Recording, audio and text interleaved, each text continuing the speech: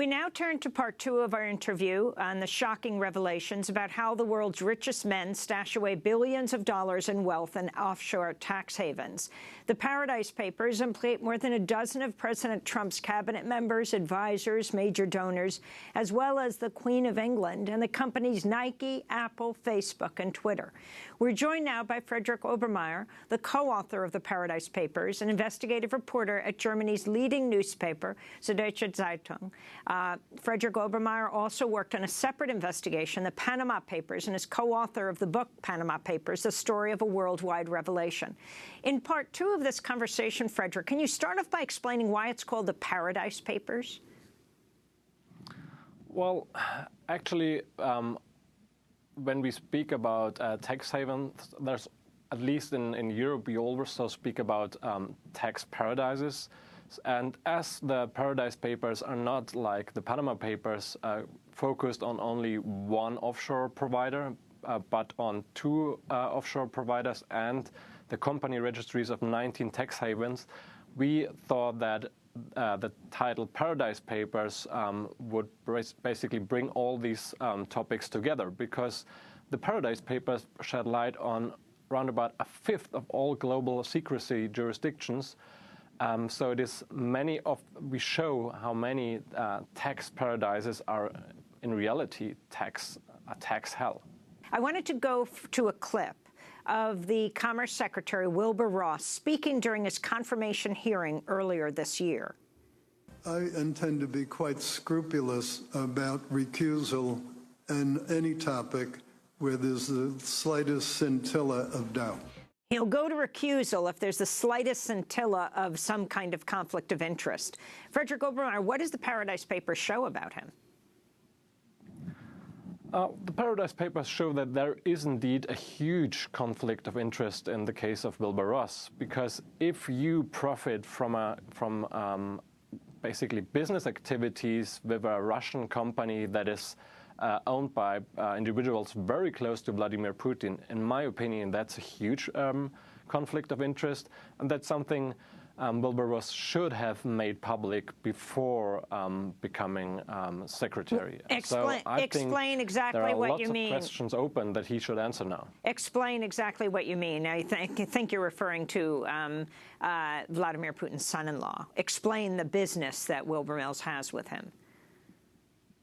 Well, Vladimir Putin's son-in-law, Kirill Shamalov, owns shares of a company called Sibur.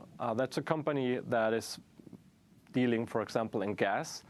And they rented ships of Navigator Holding. So actually, Navigator Holding made a fortune by doing business with Sibur. And Wilbur Ross indirectly owns via a chain of offshore companies, owns shares in Navigator Holdings. So that means he actually profits from doing business with Putin's son-in-law. And given the situation that we currently do face in the U.S., that there's a debate about Russia's interference in the U.S. election and Russia's role in the U.S., this is something that, in my opinion, raises suspicions, and it should at least have been made public. In my opinion, Mr. Ross should have stated clearly that there's this interest. He's still kept in Navigator Holdings, and he should have been aware with which companies Navigator Holding is doing business, because Sibur is not one among hundreds of customers of Navigator Holding. It's one of their biggest customers. And I mean, Mr. Ross, or at least his ministry, yesterday announced in a statement that he would not have been aware of the shareholders in Sibur. I myself asked the question, well, you should only have looked on their homepage. This is not hidden information. On the homepage of Sibur, you find the name of Kirill Shamalov. I want to turn to Treasury Secretary Steve Mnuchin, who we also discussed for a moment in part one of our conversation. During his confirmation hearing earlier this year, the former Goldman Sachs executive defended himself against accusations he used a tax haven in the Cayman Islands in order to avoid paying taxes. let me just be clear again. I did not use a Cayman Island entity in any way to avoid taxes for myself. I paid U.S. taxes on all that income, okay? So there was no benefit to me from the Cayman entity. As I said, the Cayman entity was set up to accommodate nonprofit and pension funds that want to invest through offshore and a certain number of offshore. So, Frederick Obermeyer, can you respond to what Mnuchin said now that you know what you know from the Paradise Papers? Well, in his case, if we look closely, we do see that the bank he worked for before, that they actively helped their customers to go offshore, meaning that they helped them to set up complex structures to avoid taxes, for example, to be paid when you buy an airplane. So even if he did not personally benefit from it, the bank he worked for actively helped to set up such structures. And I think this is also something that should be public, that he should have addressed, because I mean, helping to set up those structures means also to help people to not pay taxes, for example, in countries like the U.S. Goldman Sachs, the address, 85 Broad Street, links to Trump's chief economic advisor, Gary Cohn, who served as president or vice president of 22 companies based in Bermuda between 2002 and 2006. While he was at Goldman Sachs, the registered addresses of all 22 Bermuda-based companies were 85 Broad Street in Manhattan, then the headquarters of Goldman Sachs.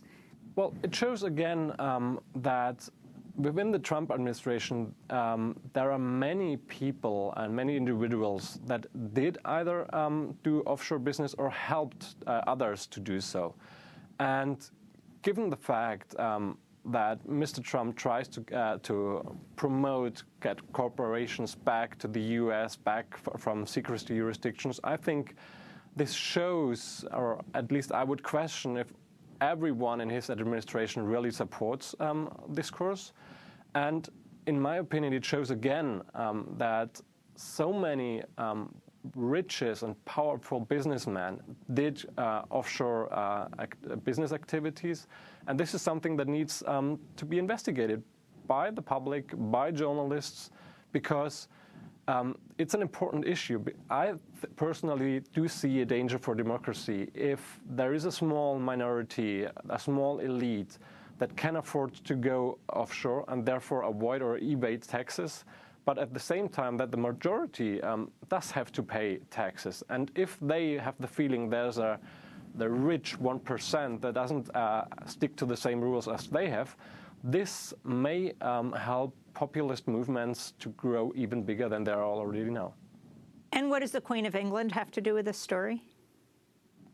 Well, the Queen of England actually, I suppose without her knowing it, indirectly invested in offshore funds.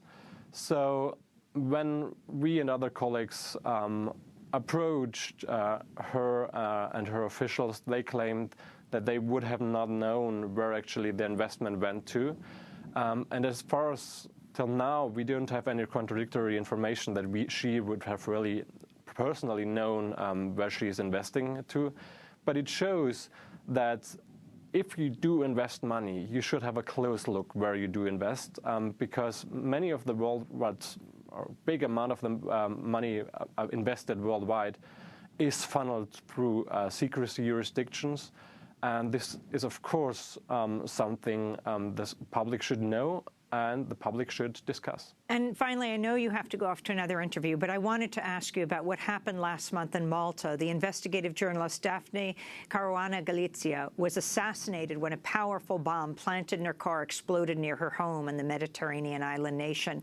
She spent much of her time over the last 2 years reporting on revelations about Malta from the Panama Papers, that trove of more than 11 million leaked files that reveal how the rich and powerful in a number of countries use tax havens to hide their wealth. No claim of responsibility for the blast, although local media reported that Galizia filed a police report in early October to report on death threats. Can you talk about her assassination? Well, Daphne Galizia was a brave journalist who stood up in Malta in the fight against corruption, fighting for more transparency. She was very outspoken, and she addressed the issues many people and the government in Malta did not want to speak about. She was, I think, not an easy, easy reporter to deal with for the Maltese government and businessmen, because she always pointed her finger where it hurts. And it is a tragic loss that she was killed, but I personally do hope that other Maltese journalists now keep up the work and do investigate the stories she worked on before she was killed. Well, I want to thank you for being with us, Frederick Obermeyer, co-author of the Paradise Papers, investigative reporter at Germany's leading newspaper, Deutsche Zeitung. Obermeyer also worked on the separate investigation Panama Papers and co-authored the book Panama Papers, A Story of a Worldwide Revelation. Thanks so much for being here. Part 1 is online at democracynow.org. I'm Amy Goodman. Thanks for joining us.